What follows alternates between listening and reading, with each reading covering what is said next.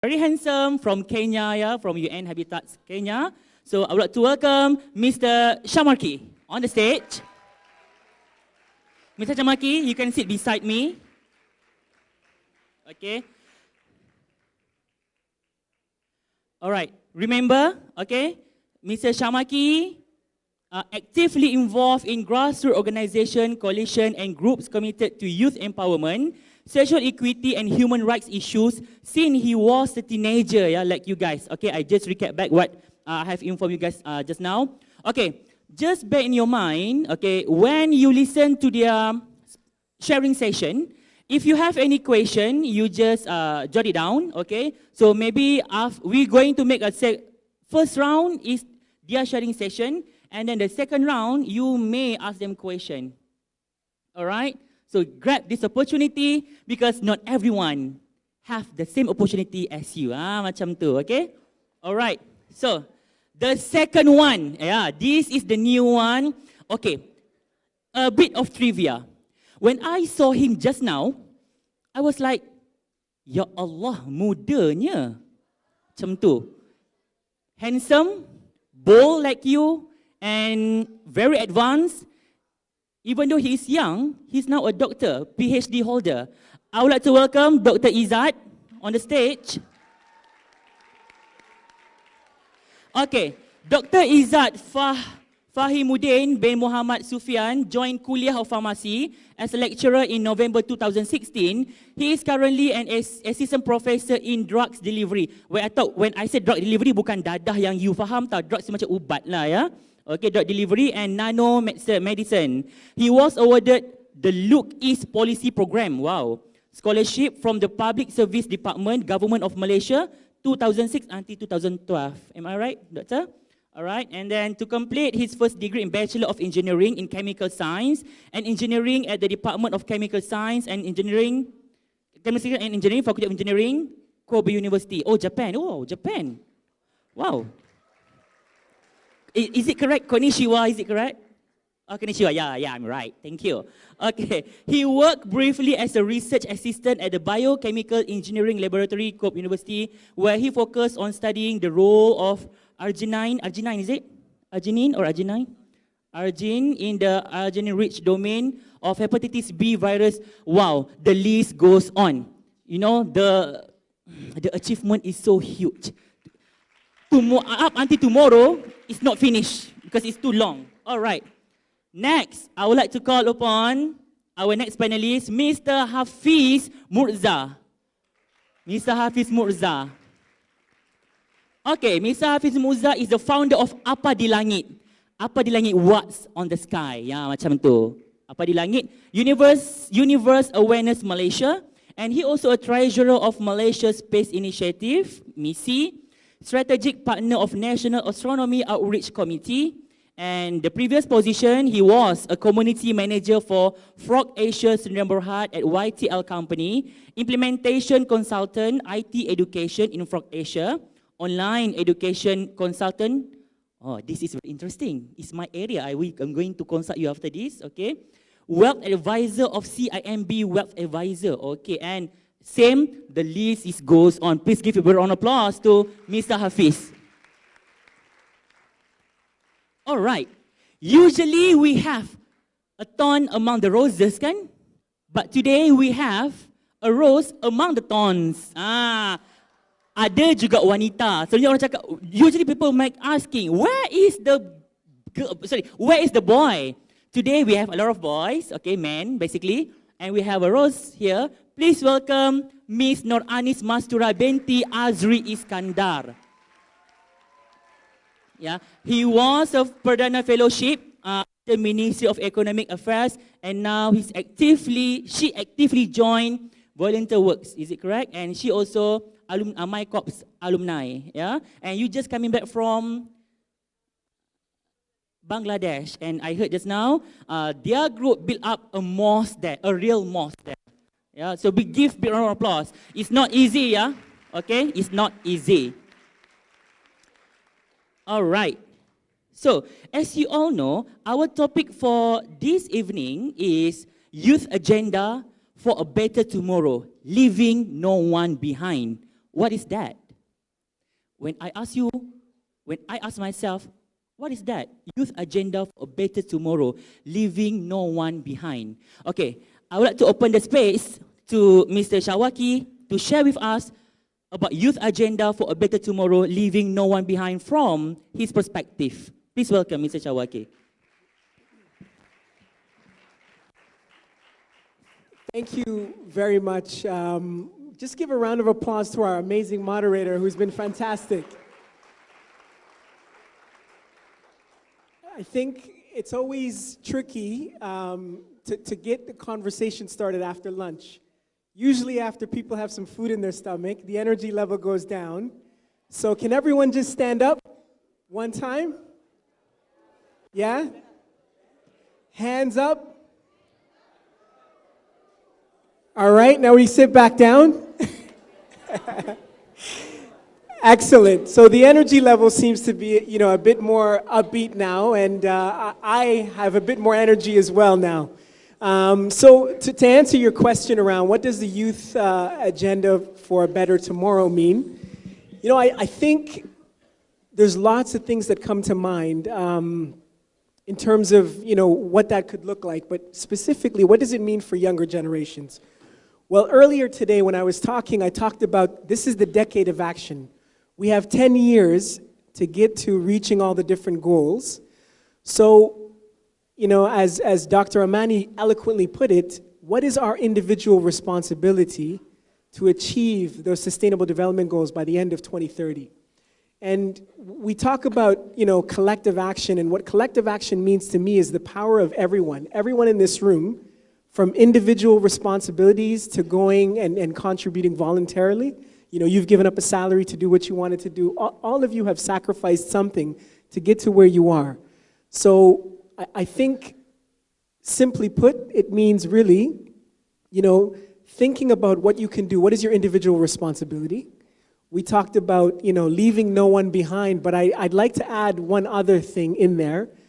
It would be not just leaving no one behind, it's leaving no one and no place behind. Because the places that we forget about are the places that I was showing in my video that are not mapped. Look at a society that is healthy and that is going to achieve these goals. These are the ingredients that you need to ensure that you're fostering a better tomorrow. So to me, this is what that would mean to me in terms of inclusion, ensuring that we have individual responsibility to achieve collective results. And the last point was around what Dr. Amani eloquently put in terms of, what is your passion? How can you infuse your passion to what you're doing? Thank you. Thank you so much, Mr. Sharmaarke.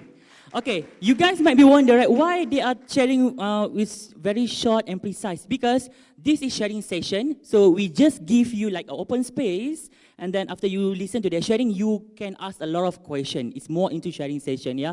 So from what Mr. Sharmaarke said just now, I have something to ask you to ponder on. All right, as a leader, this is a statement. You don't need to ask me. You ask from your heart. All right? If you want to buy a flight ticket, which seat do you prefer? In front, in the middle, or at the back? Don't give me the answer. You ask yourself. I'm going to give you the answer towards the end of our discussion. Why this man asking you, if you want to buy a flight ticket, which seat do you prefer? In front, in the middle, or at the back? Think as a leader. Okay. All right, so moving on to Dr. Izzat. Okay, now, Dr. Izzat, as we know that you are a lecturer, a doctor, young lecturer, a doctor, and then working in a university, a prestigious university, I might say, okay? And then now we've been informed that you are, moving forward to the corporate world. So what makes you what makes you to drive yourself to move from academic world to this corporate world? Because we understand that once you join academic, it's very hard for you to join corporate world because you have PhD, and people might asking you, how much should I pay you since you have PhD? So we love to listen from your opinion and also your sharing session. Okay, thank you very much to moderator. So anyway, Assalamualaikum warahmatullahi wabarakatuh, and good evening. So evening, afternoon, evening, yeah. Okay, so anyway, just I think a lot of introduction from the moderator, like that quite long, right? Because that's the academic profile, very long. So anyway, so just briefly introduce myself. So my name is Izzat. Long name, I usually introduce myself as Izzat Suffian. So currently an academic at International Islamic University Malaysia. So also currently I'm a fellow attached with the Group Chief Human Capital, Maybank Group Berhad. So I'm working in corporate, just starting last Monday. Okay, so yeah, usually when people talk about like you doing for, do so choose for the path of postgraduate. For example, like you start from your degree, go to master, or you, in my case, I didn't do my master, I skipped.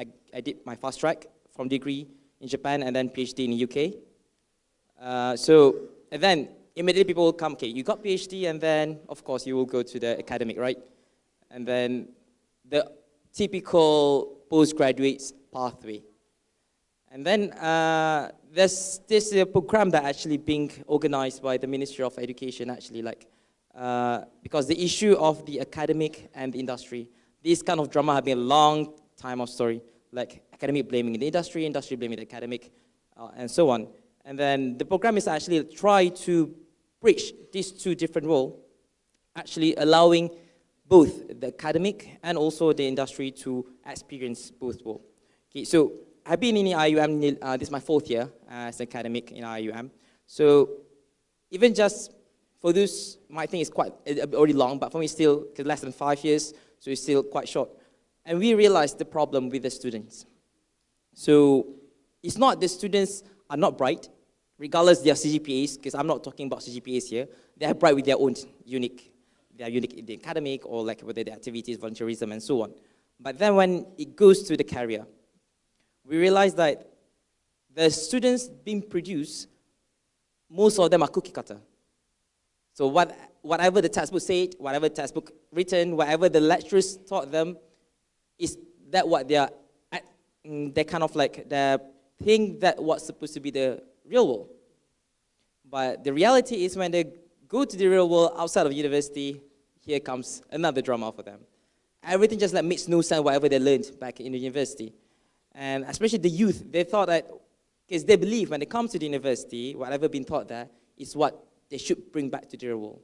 So, and then we got the feedback from the industry or from the corporate world, like, your student is good on paper, but when it comes to practice, we got so many problems.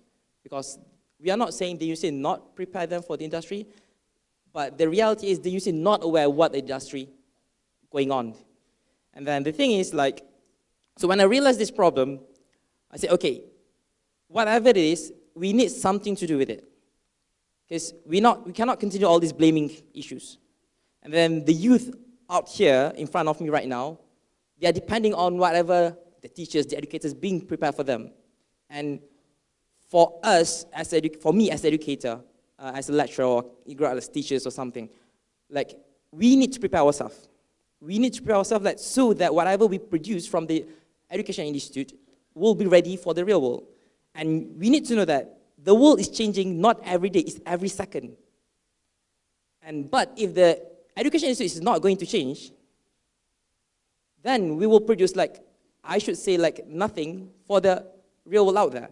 So when I heard about this program, what we call it a CEO at Faculty program, so this is a chance for me. I said, I need to grab, because as an academic, I'm not just responsible for myself.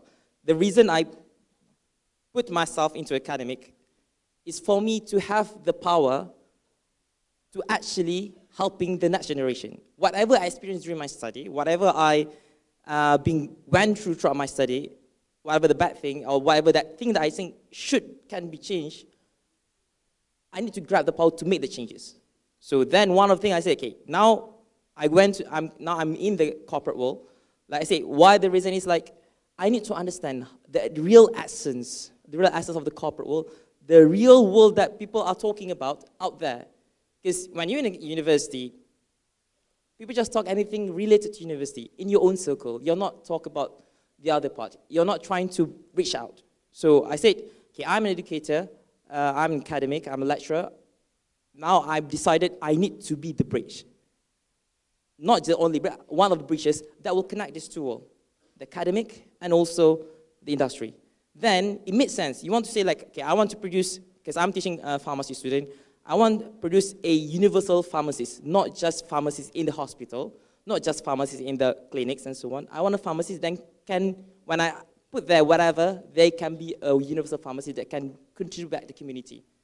So when to give that point, so I need to experience myself, then I can teach my students, this is what you should face. This is what you will face when you go out there. So it's hard actually to go for the academic to corporate. Let me tell you, the academic and corporate are totally two different. So the academy is more like, yeah, for lecturers, you like preparing research or teaching and so on. And then academic, you are facing the real customers and you need to make a decision very quick. And then, for example, like what I'm experiencing right now, whatever we discuss, we need to decide the same day. It's not like delaying and delaying and delaying. And because the world is changing, as I said earlier. So the decision is quite big, because like for me to jump to something that I'm not really familiar. So I'm an engineer come pharmacy, pharmaceutical industry research. So totally go, so I'm attached in Maybank. Maybank Group Berhad. So totally out of my perspective of, I know nothing about finance. Of course, I got credit card, but that's the only thing that I know about the finance world. But then, the real thing of how you manage human, how you manage these people, like we are talking about a company that have 43,000 human resources globally, not just in Malaysia, globally, like 18 countries, not mistaken. So I need to take this experience and then I want to share back with my students, because one of the things that I want to share with my students come back from the attachment is like, okay guys, I know some of you might extrovert, some of you might be introvert, some of you might got lost, who am I? So you still like searching for yourself, right? So I've been there, so I think all of us have been there. So I want like, okay, it is my responsibility to guide you guys, to help you whatever you want to achieve. So I need to experience both the academic and also the corporate, and this corporate will help me to actually help this youth here that sitting in front of me right now to actually find the truth of themselves, the purpose, why they are being here, why they are going to university, or why they are going for working. They need to have the understanding, like, I'm here not just for me, I'm here to give back the community. As you said, you guys are already a leader here. So this is what I said, a huge responsibility for me, but then that's why I'm taking the position to jump from academic and also the corporate. Yeah, thank you very much. Thank you, Dr. Izzat. It's very insightful. Okay, ladies and gentlemen and leaders, okay, young leaders, what I can get from Dr. Izzat just now is, you can be as excellent as you can be, but soft skill is very important. Yeah? And when we talk about soft skill, doesn't mean that you only can talk, you only can sing. Everyone can sing and everyone can talk.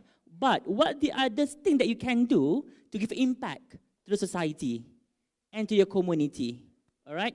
Yes, you can be Insta-famous if you want.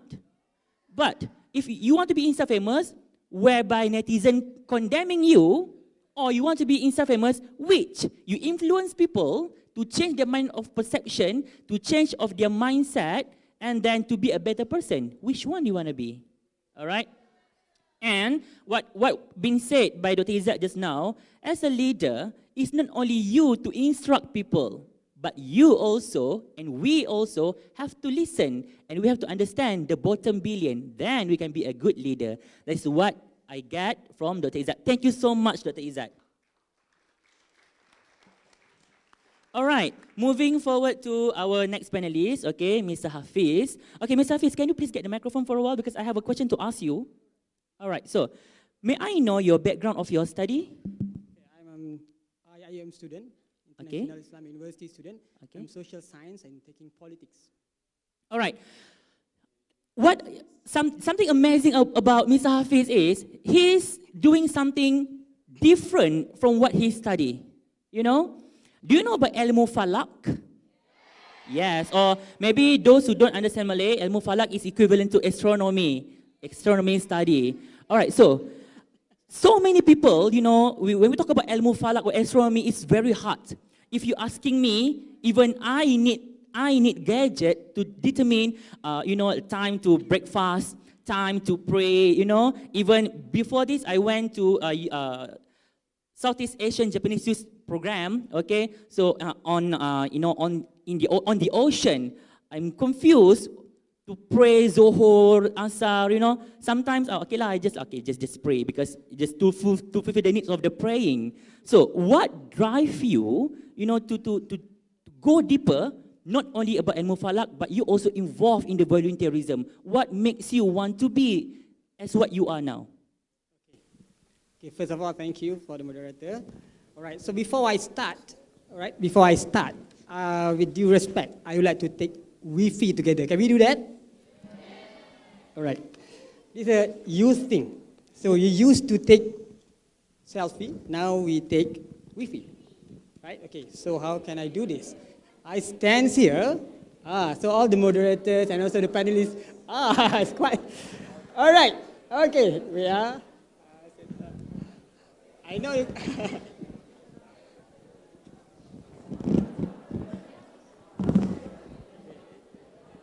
All right, okay. All right, okay. As long I can see, okay.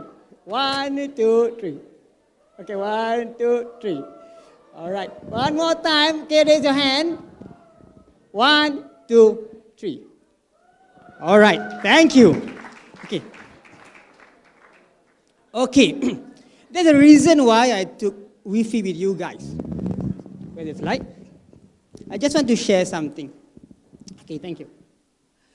30 years ago, recently, we just know about Wi-Fi and selfie, quite recent. But 30 years ago, we as a human already took our Wi-Fi together in this picture. So where is this? That is the Earth.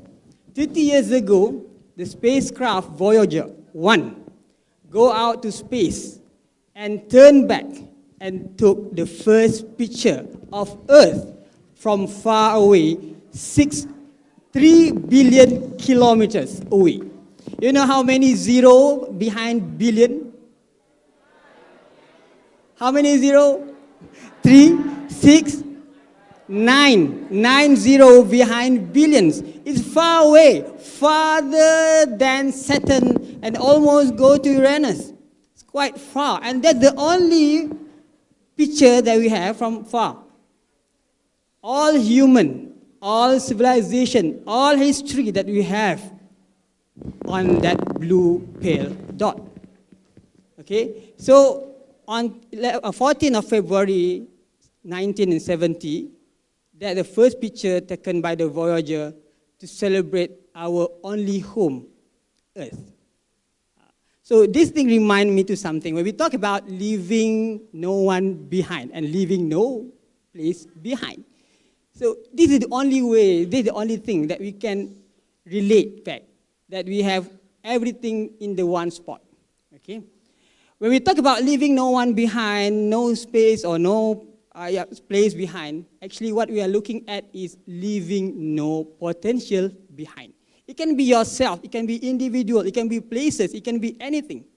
So from that word actually triggers me to answer the questions.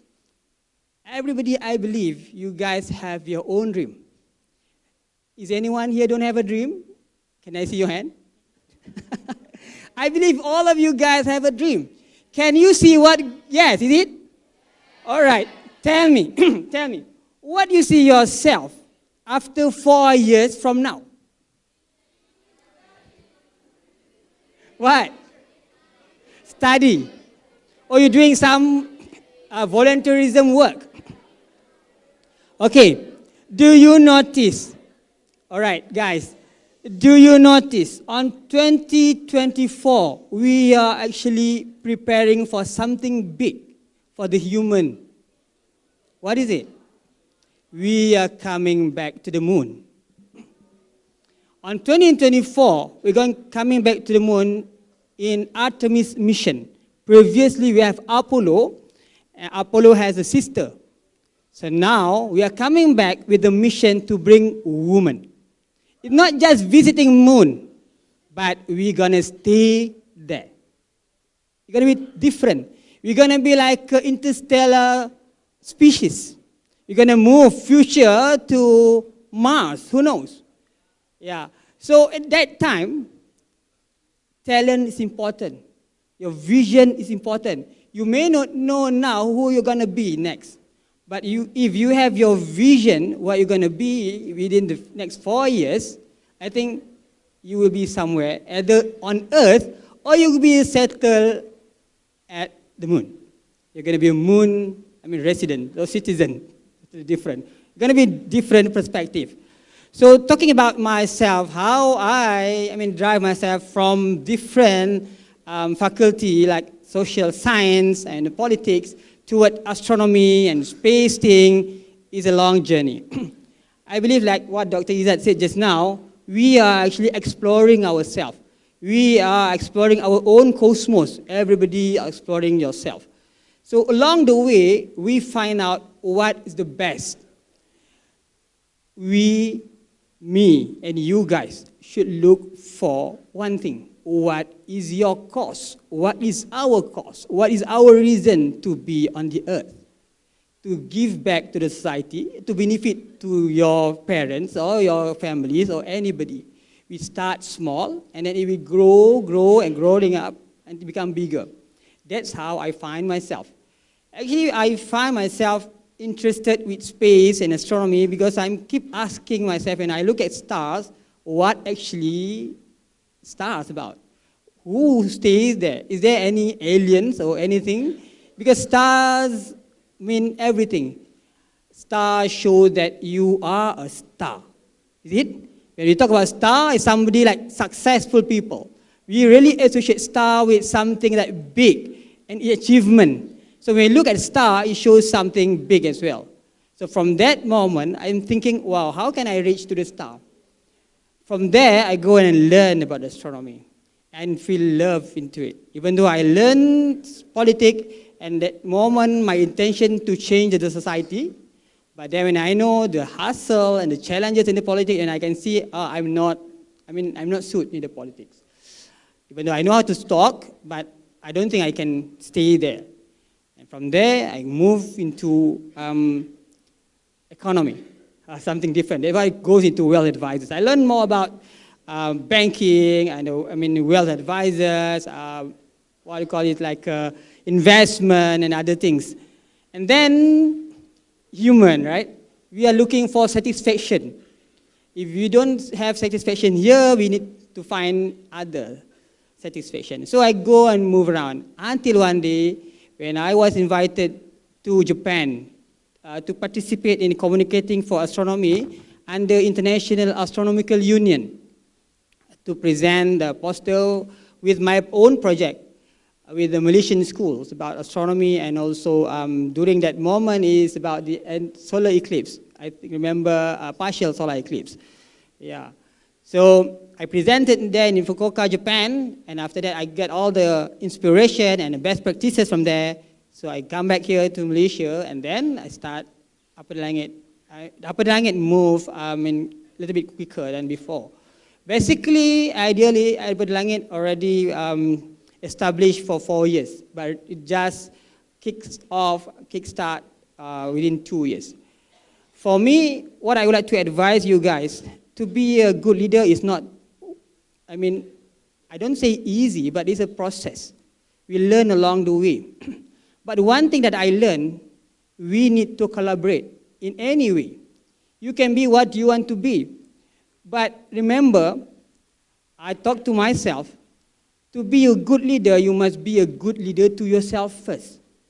To your own discipline, to your own subject, everything. And then you can share with others. Because if you can't give anything if you have nothing, you must have the leadership to yourself first, and then you can give leader to others.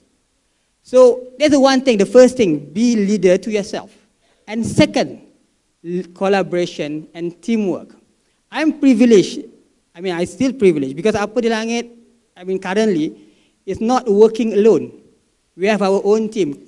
Eventually, I'm bringing my friend Hazim here as my co-founder, okay, to support me. And I know in the future he's going to be the next leader for ApaDiLangit and also talking about space. Just now when Dr. Wan Amani talking about NASA and everything, I wish I can share with you guys my experience being JAXA. Yeah, Japan. Yeah, JAXA, I think I do have a picture with it. Can you slide? Hello guys, I just want to share the slide. But for me this picture is quite unique because not all of you guys have been,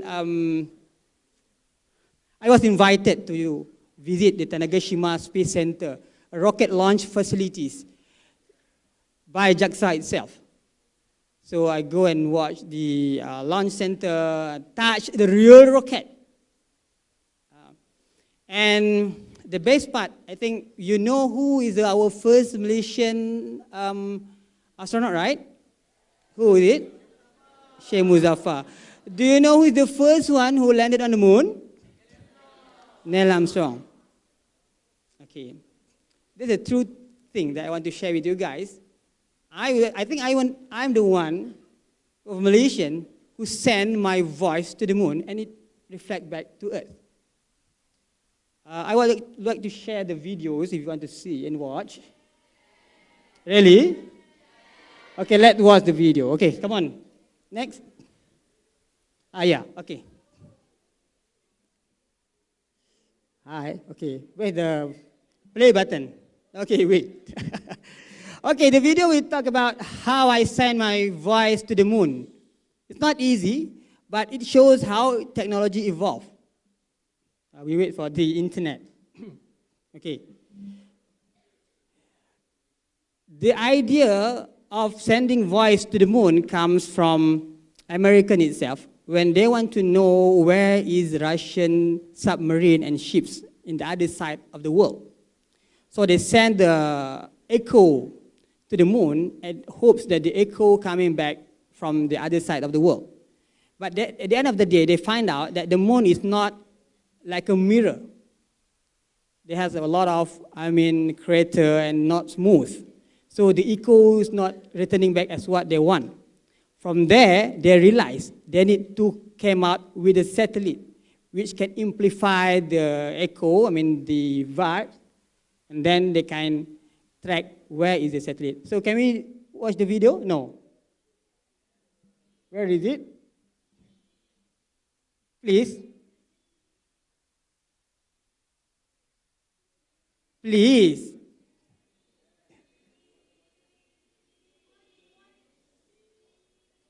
Okay. Okay, we're waiting for the technical things. Okay, later, maybe after other session that I can share with you guys. You can share, look at watch the videos. All right? Okay, for me, that's the thing that I want to share with you. Leaders need to find their own way. Start to find your own potential, find your own cause.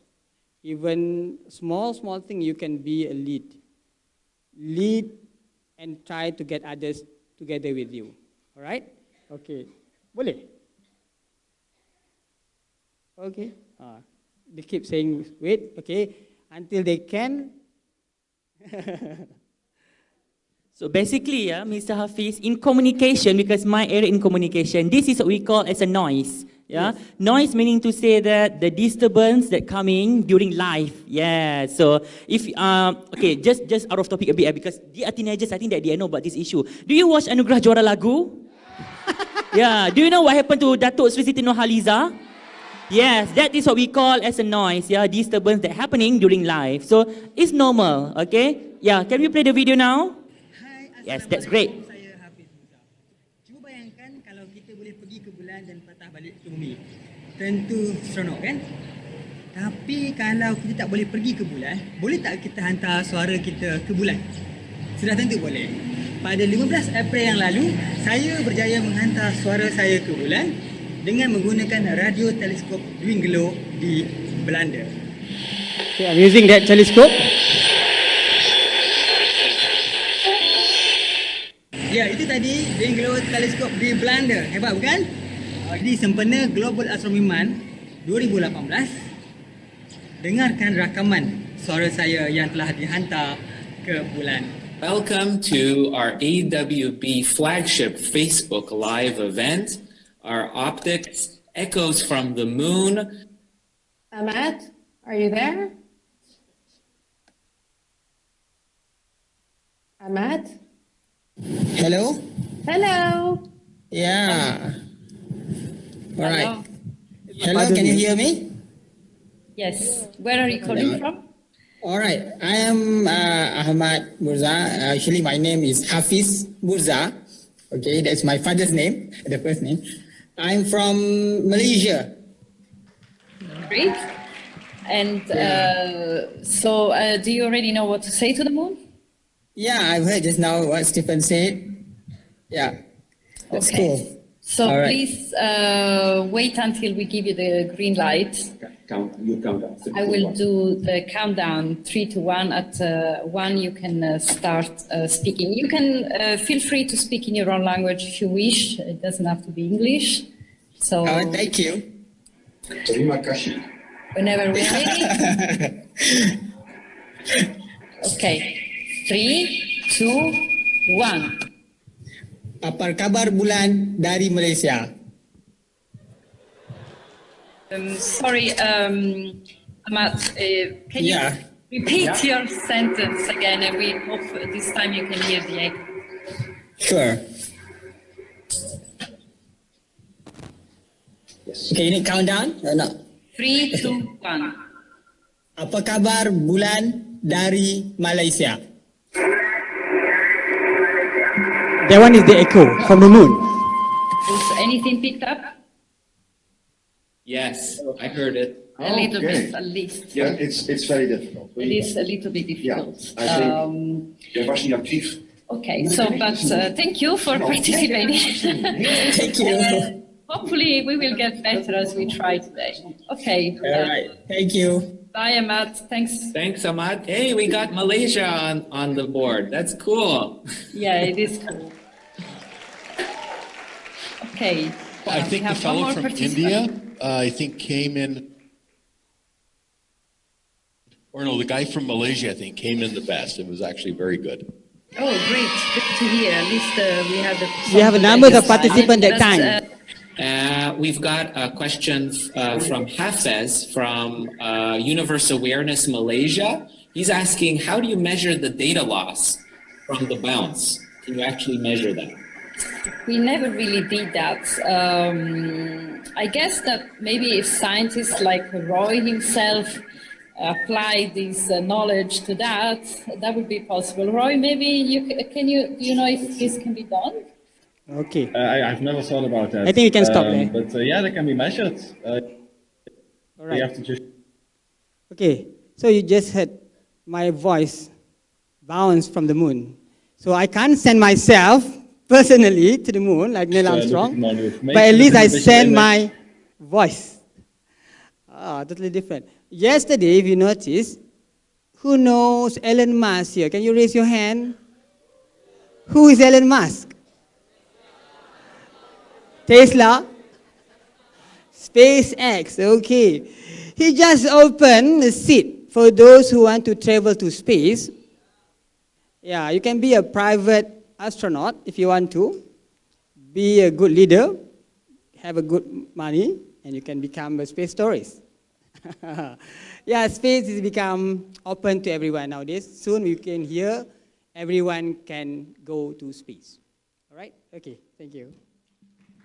Thank you, Mr. Hafez. Okay, leaders.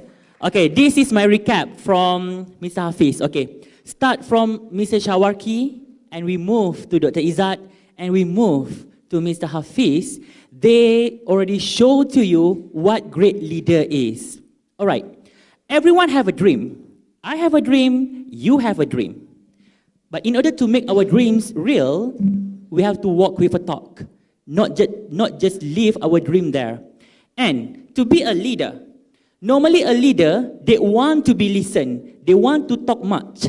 But a great leader, actually, you have to listen more. That's why we are given 2 ears and 1 mouth. Why? Because God wants us to listen more rather than talk. So that is supposed to be a good leader. All right? Okay. This is very interesting. We have someone from United Nations. We have, we have someone, a professor from academic, and then move to the corporate world. And we have someone who are divert from the actual studies to something new, which is not all people dare enough to do it. Okay? And now, this lady is different. Your sister, very young, bold, and vibrant. At this age, people would like to be girls to wear Prada, to wear Gucci, to wear Louis Vuitton, to be a model, to be, Insta-famous, to be a singer, to be BBNU, to be anybody that people wants to be. But she's different. She's from urban. She's not from village. She's from urban. Meaning to say that she's a city girl, swag girl, like that, okay? And she's also received a degree from overseas, from Australia, if I'm not mistaken, yeah? With a great result. And she's also from MRSM, straight, yes. And not only from MRSM, she's a straight ace scorer. And best student recipient, all right? But that's not the issue. Everyone can get 17 A's, 100 A's, infinity A's. But the question is, why she loves volunteerism? Yes, volunteerism, you don't get much profit, you cannot wear Prada, you cannot buy Louis Vuitton, you cannot buy Ferrari. But why makes you love to do it?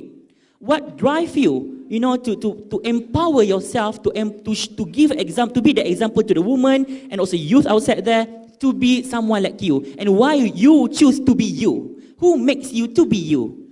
Please welcome Miss Anis Mastura. All right. Hi, Assalamualaikum, and good evening, everyone. Okay, I feel so small, like sitting here with all these powerful people in their own field.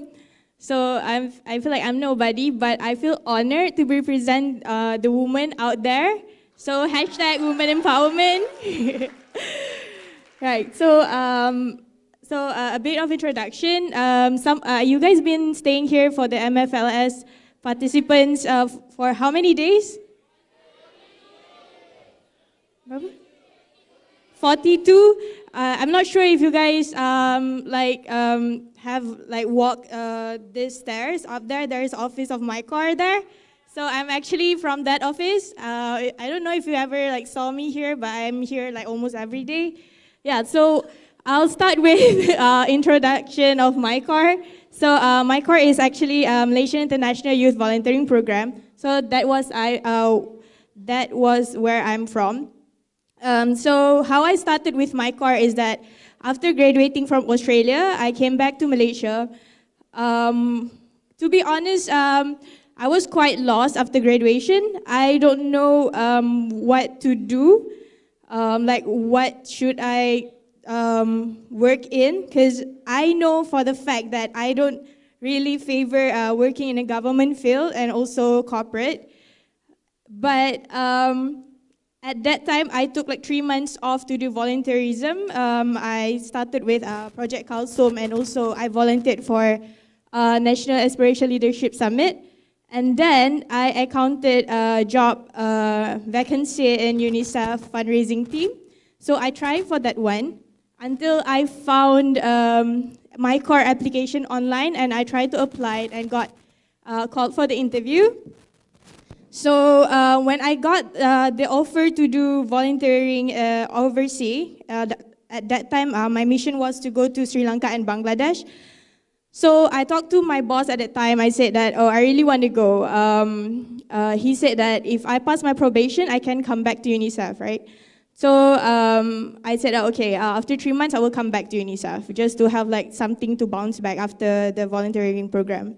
So I went for MyCorps for 3 months. 1 month we do pre-departure training. in Malaysia and then 2 months overseas.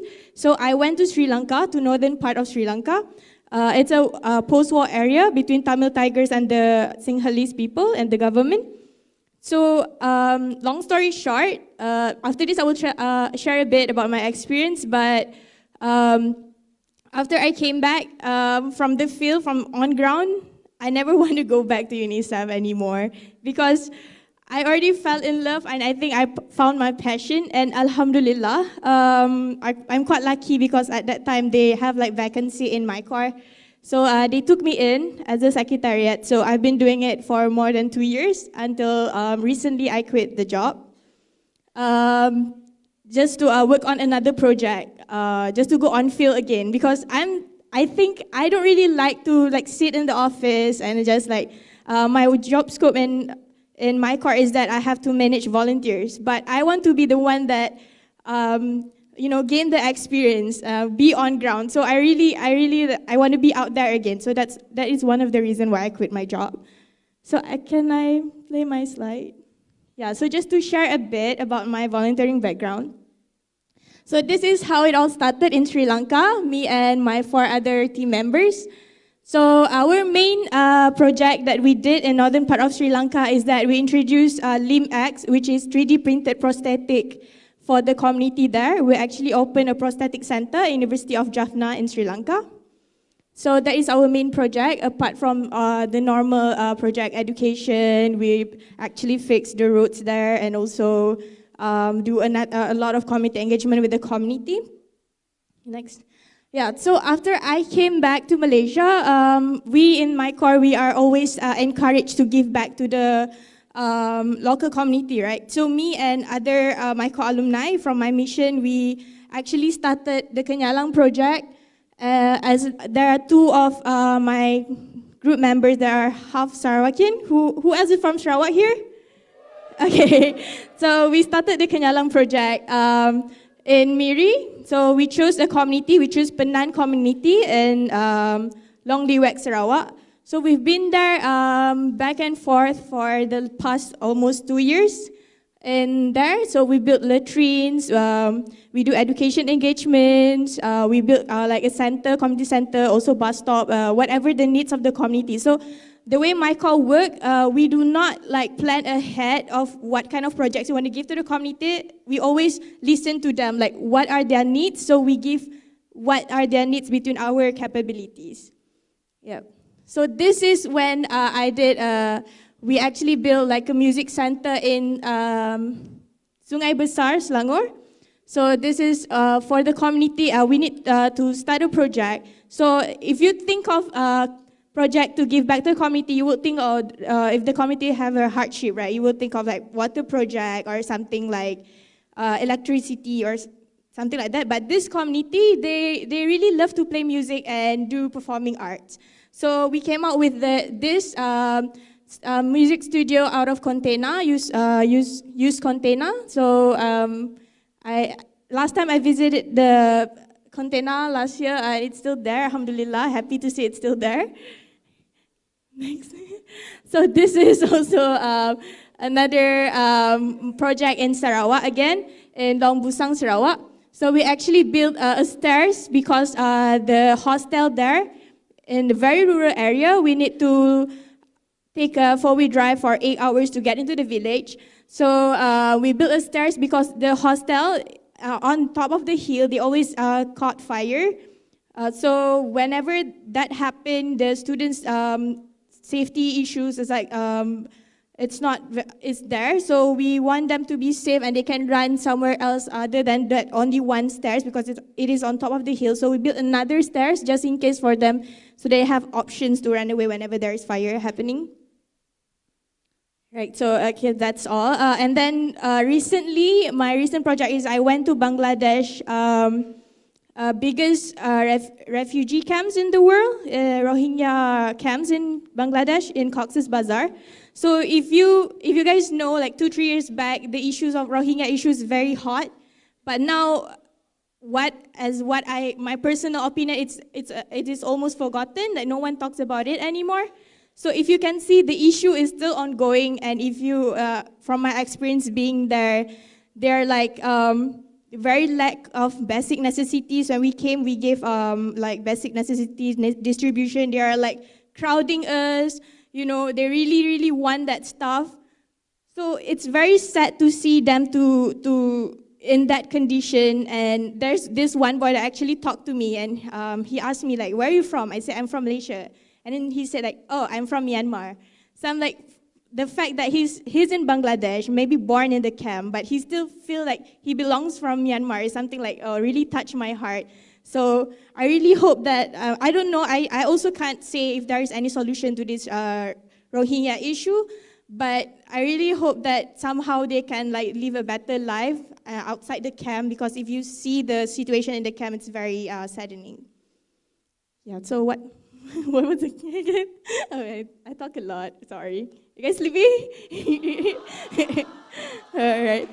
So, yeah, so the motivation behind doing all this volunteering work is just, I fell in love with it. I fell in love with it from the beginning. I joined MyCorps, and I feel like I don't want to stop.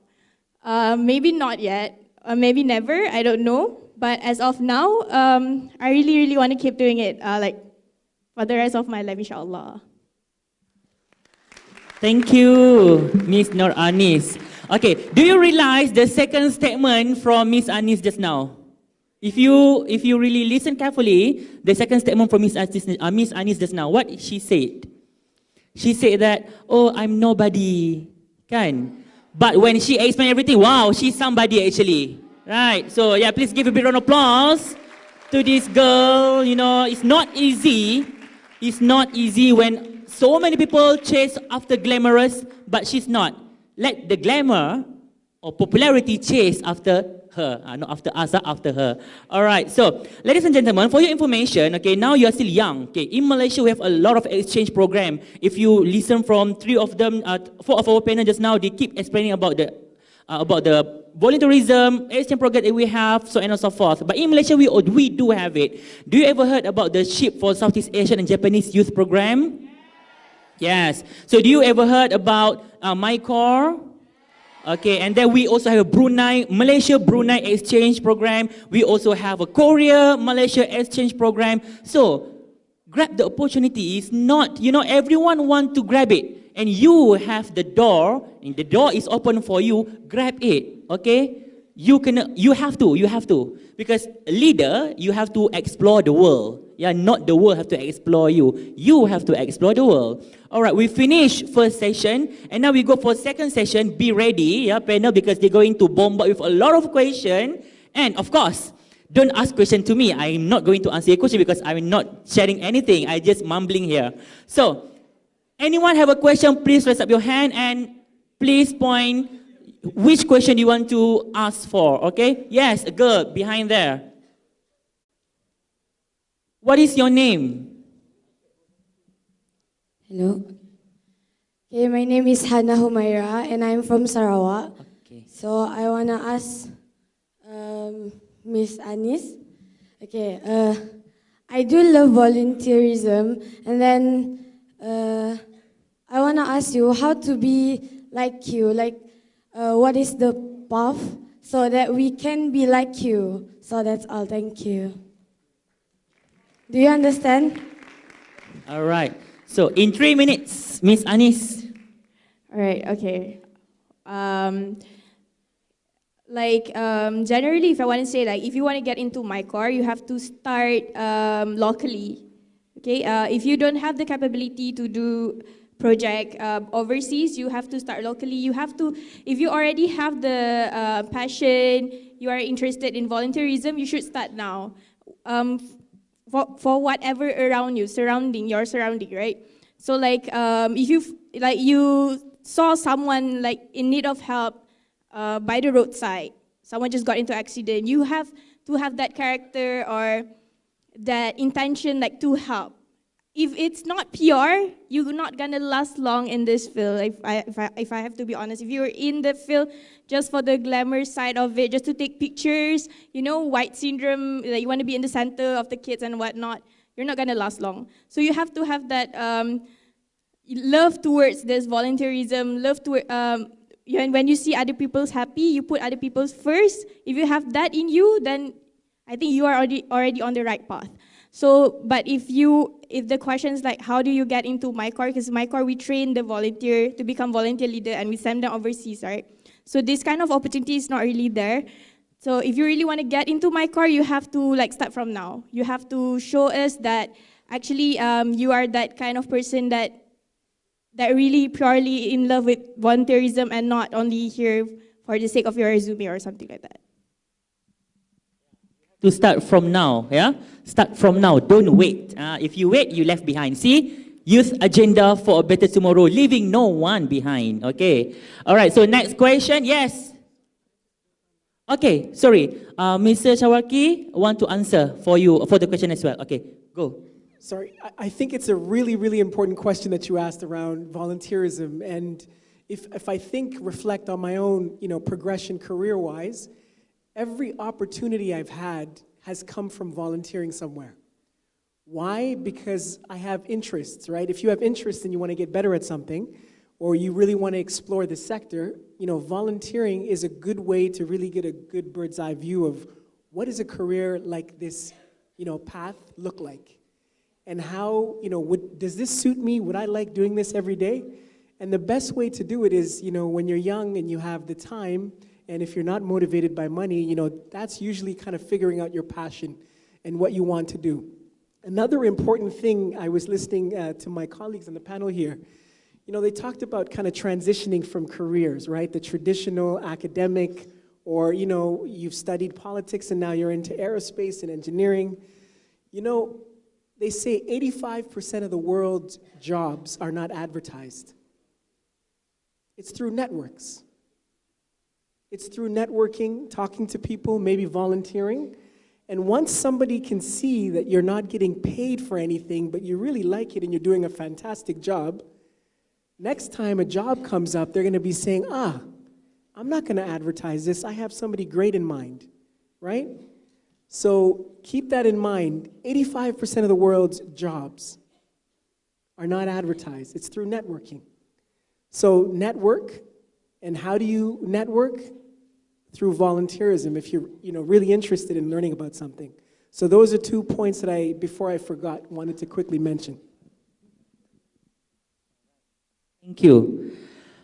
You are still young, you have to do it. Yes, that is what the point there. Okay, that's another question. Okay, just now from that, can we go for that side to be fair?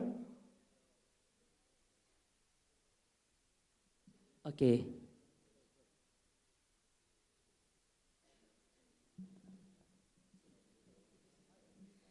Assalamualaikum. Sorry for my voice. Assalamualaikum and good evening. My name is Nordiana Alia. I'm from Negeri Sembilan.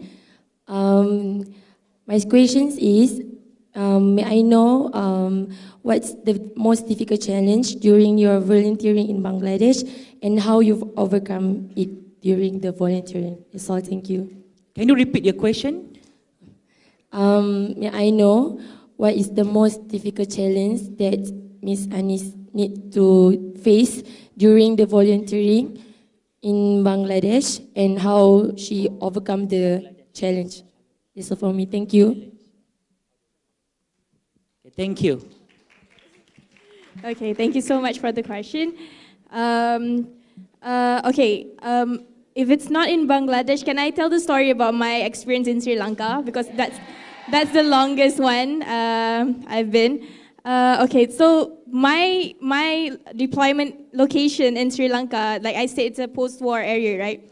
So we live really in the village in it's like, for me, I know I'm not born yet before our Independence Day, but I think it's something like that because my house, I cannot show the picture, but it's like really simple house, and then the toilet is like 200 meters behind the house. I have to walk out of the house every time I want to use the toilet, and I always want to use the toilet at night, apparently. And you know that feeling that you're scared, but you don't want to make your group mate you don't want to trouble your group mate, right? So I actually throughout the 2 months I have to walk alone at night in the early morning just to go to the toilet, and I think to get to pass through that experience is just like something, an achievement for me. And also, we don't have like a proper shower in the village. It's like actually only like a square area that covered with zinc and also canvas. Yeah, like that one. And there's the water come from the well. So we have to take the water from the well to shower, to get into that 4 square closed space and shower every morning. And the funny part is, one of my group mate, the Indian guy, he's like really tall, right? And the covered space is like only like our height for the girls. So every time he shower, I can actually see his like head like pop out of the space. I would say like, hey Rajiv, I can see you from here. It's like, it's something that if I didn't go for volunteering, I wouldn't experience at all. As like the moderator said, I'm from city, so I never live in village for that long. That's like the longest, and I really like somehow proud of myself that I survived it. Maybe anything to share, like Dr. Izzat, because you used to live in Japan. We know that Japan also involved with the, earthquakes and so on. How you manage that? As a youth there, that time, yeah. Oh, I'm not youth anymore, right? Still youth now, anyway, you're still young. Okay, so if you remember the incident of 2011, the earthquake and the tsunami in Japan, do you know where the place it happened? Which part of Japan? Which part? It's Fukushima. Okay, so it happened on a Friday after the Friday prayer. So I just came back from Friday prayer on that day. It's 11th March, if I'm not mistaken, on that day. But I was not at Fukushima, of course. I was in Kobe. And so yeah, I just came back. And then there was like, in Japan, it's quite common you have this kind of a talk show, live talk show in the afternoon. So I was watching one of the talk show, and suddenly it was shaking. The show was shaking. I was like, I'm blaming the cameraman. Oh my God, how lousy you are. You just drop a camera on the live show. And then I changed it to another channel, and it shows the same visual. So now I say, okay, this is not right, because the live was from Tokyo. And then suddenly, because in Japan, whenever anything happened, they will announce on the TV immediately. And the announcement said there was an earthquake. At that time, they just announced at 6.8 Scala Richter. So at 6.8. And it shows immediately it happened at nearby Fukushima. It's not on the land. It happened at the ocean area. So, and then immediately they showed live wherever the place, the Fukushima area happened. And within 5 minutes, the tsunami came and washed everything away. Within 5 minutes, about 5-10 minutes after the announcement, wash away. And then they said that it will cover, the earthquake can be felt throughout the Honshu Island. I mean, the main island of Japan. So we have been trained in Japan, whether you're Japanese or you're a resident of Japan, you need to have an emergency kit. So we have all the important documents, and also some of like life support in terms of food and or medicine and so on. So I already prepared, actually, like at that time is in the drawer, and then I'm waiting for announcement from the city hall to evacuate ASAP.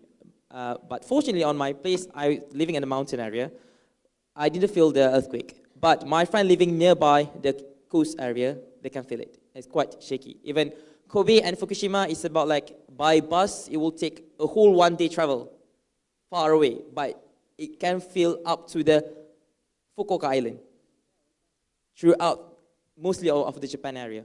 So, and then the first thing I was worried during the is about my friend in this area. And then unfortunately, we couldn't contact them. We tried to call, but somehow their fiber is really high-tech compared to Malaysia. The fiber is working fine. So we managed to contact through Facebook at that time. Only Facebook probably, there's no Instagram that yet. So we couldn't DM someone, we cannot slide any DMs. So only Facebook. And one thing happened, like they survived only, because this, what happened when the earthquake happened, there's no electricity, there's no water supply, there was no gas supply, so they're only living, they depend, because it was still winter at the northern area in Japan, there still depends on, they live in the car throughout almost 4 days.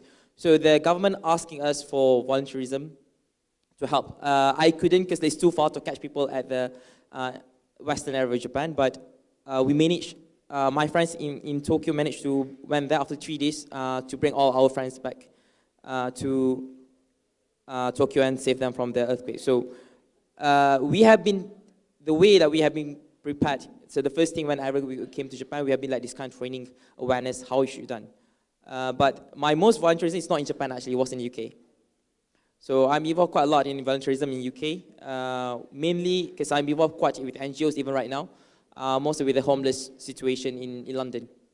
So perhaps anyone ever been to London before here? Ever been to London? 1, 2, 3, okay. I think most of you went to London just go to see Big Ben, and or you went for what? Shopping at Oxford Street, at the Bicester Village, right? the common place where you can find a lot of Malaysian, Singaporean, all the Southeast Asia people will be there. So, so in London, you might see everything so nice, but then if you walk London at night, you will see like the real London shows. It's not the shopping street, it's not the financial district at Canary Wharf. It's actually the real people that actually can see a lot of homeless people living throughout London. And then surprisingly, they are not homeless because they got no money. So most of them are actually from the Eastern Europe. So they have this kind of like dream, like whoever comes to London, you will become rich. So they bring money, they have some saving, come to London to find jobs. And then unfortunately, it's not as easy what they thought it'd be. So they stay there and then they thought, oh, after a couple of days they will get a job. As simple as perhaps a McDonald's workers. But it is not. It was not for them. And then what happened? They ran out of money and they don't have enough money to go back to the country. And then you'll find a lot of homeless people. So I've been involved with that. It's quite challenging because, like, can you imagine? London is 4 seasons country, but I should say just a 1 season. Like, you can feel like winter the whole year, and gloomy the whole year. It's rarely to find sun at London, so somehow I brighter before I came back to Malaysia. So can you imagine people living in London, homeless in that wintry condition, just sleeping on the street? So we've been trying to help as much as possible throughout the soup kitchen. We provide clothes, we provide food for them. And then this you cannot experience because I'm also a city boy. So I'm born in KL, living in KL, raised in KL. So I don't see that during my life if I live in KL throughout my life. But then when you're over there, I got this experience. And then you may realize, I totally agree whatever Ms. Anis just said. Like, you are doing the volunteering not because like, you want to become glamour, not because you want to become the most popular Insta-famous in the world, but you find the needs for you to help because you got the privilege. For me, for you guys to be here in a very cold and condition, I'm a bit shaking, it's quite cold, the hall. But most of people out there don't have this privilege, wearing a nice suit, wearing a nice bawal, what color is it, beige color? The bawal hijab, yeah. I mean, okay, so a lot of people out there couldn't have this privilege. But for us to be here in this privilege, it made me realize that the responsibility of what the privilege I got to share with them. I think that was, I'm not as active as the volunteer as Ms. Anis. Like, she's been like, I think she's been devoted her life for volunteerism from now on. I'm still a part of my life. I should be like 10%, 20% only. So, but then, the importance for you to realize, like, you are here as to share whatever you got here, because they don't have the privilege what you got right now. So, whatever the experience I got in Japan, whatever experience I got in the UK, and also come back to Malaysia, it's not a privilege that I should just keep it for myself. It's a privilege that I should share with everyone out there. And whatever the power that I have, whatever the resources that I have, I should use that for the sake of others. And then I hope that the youth, these leaders up here will become much better than us here. So I'm not hoping they become like me. I don't want you guys to become like me or like others here. I want you guys to become much better than all of us sitting here. That's what you should be. Thank you. Yes. Why we want you to be better than us? Because we believe in you. We believe in you. We believe in youth.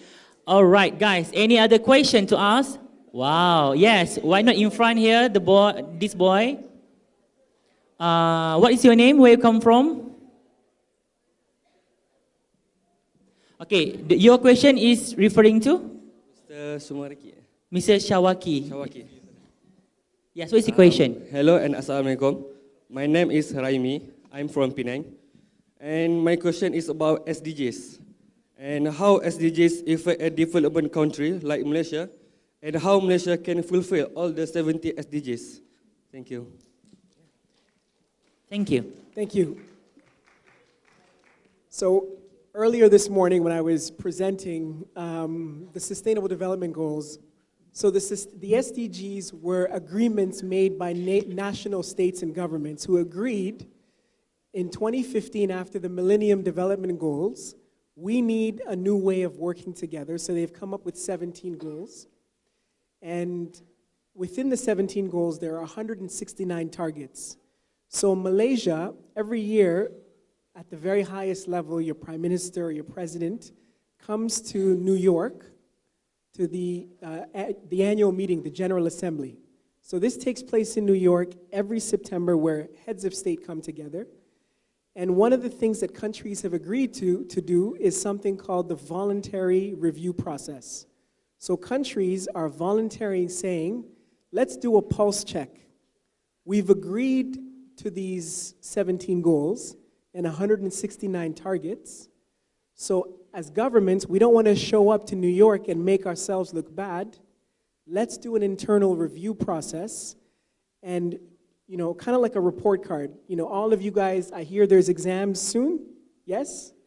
So what's the purpose of those exams? They're evaluating how you were for the rest of the year, right? So same thing with the SDG report. So countries are submitting to the United Nations how they're doing on implementing the Sustainable Development Goals. So one of the things that we've been pushing, and we're pushing countries to say, at the national level, it's not good enough because it's not trickling down to the city and community level. This is where we're not seeing the local action take place, and this is what we want to encourage governments to do a bit more of, instead of a national report, do a city-by-city report. I'll give you an example. I'm from Canada. If you Google the National Voluntary Review, you will see how Canadian cities are doing with regards to meeting the Sustainable Development Goals. And not only that, what the Government of Canada has decided to do now is to say it's imperative to have youth leaders in helping us collect this data. So we need to ensure that young people are engaged and involved in helping us monitor and track the progress of the Sustainable Development Goals. So I think I was talking to Dr. Maliki, there's something similar that the International Youth Council of Malaysia will be doing soon, and we'll work with them. We've made a commitment now to work together on looking to ensure that you're implementing the Sustainable Development Goals, or you're monitoring and tracking the progress that, for example, Kuala Lumpur is making and other cities across Malaysia. Thank you for the answer because it's a very objective answer. I hope that it is clear, yeah, Rahimi? Yeah, thank you. Okay, any other question? Okay, I cannot choose. Let the floor manager choose. Oh yes, depan sini, yeah. Come, you take my microphone.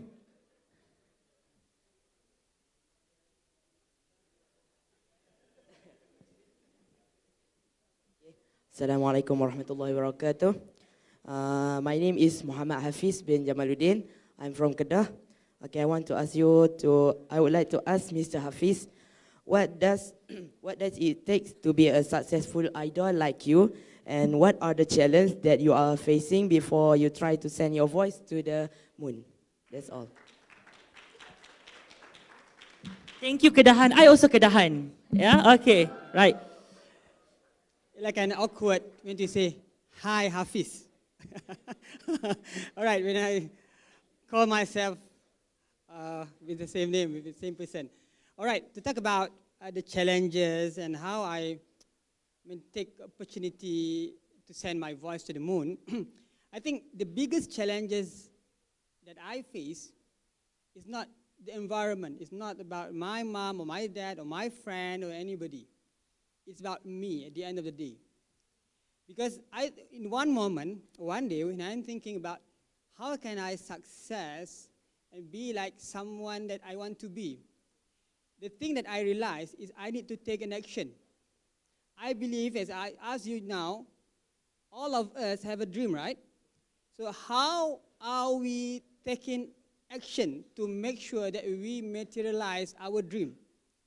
Are we hungry enough to go and find the way how to achieve the dream? That's the thing. So when I have the dream to be like an astronomer, where I learned something different before, and I need to find a way how can I get all the information, and how can I connect with people who I can only imagine I'm working with them before. Like now I'm working with Professor Dr. Mazlan Osman, our astrophysicist. I can directly message and email to Professor Uwin from International Astronomical Union, the Einstein Nobel Award winner. And I can simply directly message people around the globe who are blind, our blind astronomer, Wanda Diaz, who find out the way how to turn light into sound. Those things I can't imagine if I don't take action. I know we keep asking and we want to hear about everybody here, what are the challenges that you face? We're gonna face different challenges, but the same challenge that we will face is ourselves. Is the thing that we can't do it. Yeah, that's the thing. That things happen when one day I have a mentor. My mentor teach me how I deserve to be successful. How it happened. As you know, I was a wealth advisor before. So she want to give me an experience. How should I deserve to be successful? So she gave me a task. Go to Pavilion, go into the Mont Blanc shop. Pretend you want to buy a pen there. Can you imagine how much the cost of one Mont Blanc pen? Very expensive. It's about 1,000 ringgit for a pen. 1,000 ringgit for a pen. Okay, it's a rich person, rich people shop. She asked me to go there and pretend that you want to buy the pen. Wow, you can imagine the timid boy go to Pavilion with a normal leisure and casual attire, go to that shop and pretend to buy a pen. What do you think I will think about? I think like, oh, I'm not deserved to buy this pen. But when I enter the shop, the guy, that guy, the salesman, come and entertain me like I'm going to buy it, even though I don't have any cent. I mean, 1,000 to buy the pen. That moment, I realized, if I want to success, I need to have the desire, I need to have the feelings that I deserve to success. From there, it helped me to achieve what I want now. Feeling deserve to be successful. Feeling deserve to get things better. That's the thing. It's not just asking how can I do it. It should come from yourself that you think that you can do. I know you will collect all the questions, all the experience from us here. But if you don't have the desire, if you don't have the action, it's just a talk. So when you talk about the SDG just now, you look again at your potential. As I said just now, leaving no potential behind. Where is your potential? Find it. We have 17 goals. If you look good in networking, 17 is about networking. If If you're good and you are into the naturalist, you can go into the climate change. If you go into underwater, or you go into education, your quality education, the number 4, anything, be that advocate. Start small. That's the big thing. I'm here because I start small. This hall become this big because one person lay a brick, one single brick, and then it become bigger and bigger and bigger, like make a wall.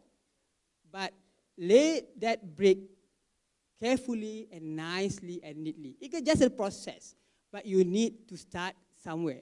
So I need to ask you guys again the questions. Do you have a plan? What is your potential? And along the way, you will find a team. Along the way, you need to networking, and you can achieve what do you want.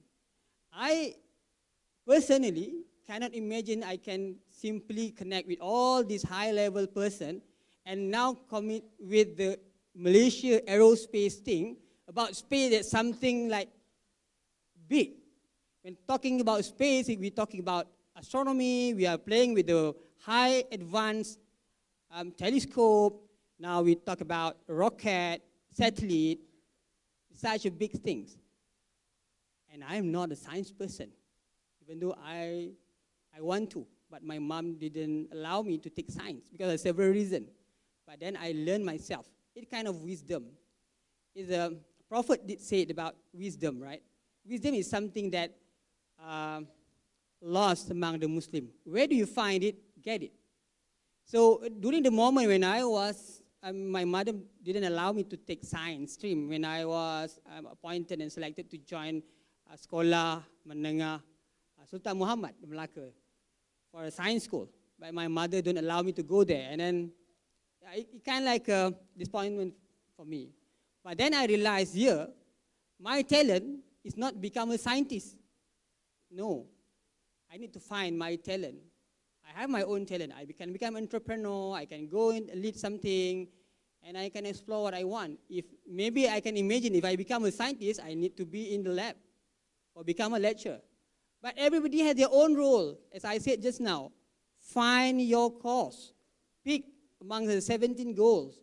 What goals that you want to advocate? Start small.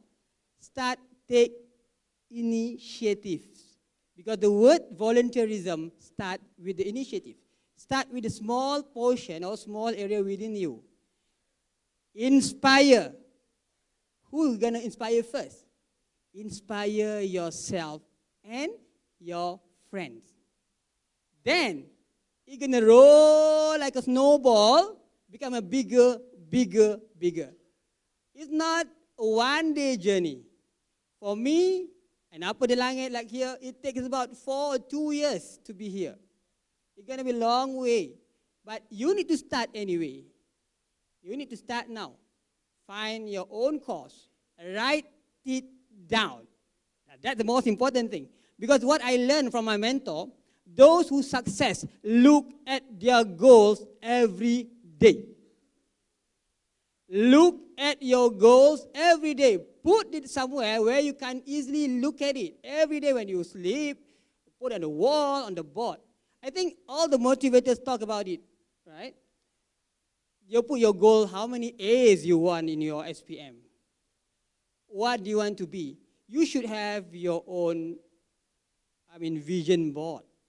So life is what we plan. You can't just follow the flow, but yeah, you'll be someone, but you don't have your, you will be like a normal person. It's okay to be a normal person, but if you have a dream, go and catch it. Be someone who benefit others. Connect and contact back with the SDG. What I'm doing here with the ApaDiLangit is to share with the generation, Malaysia, that our world, Earth itself, is the only place that we live now. And when we look above the sky, Earth is just nothing.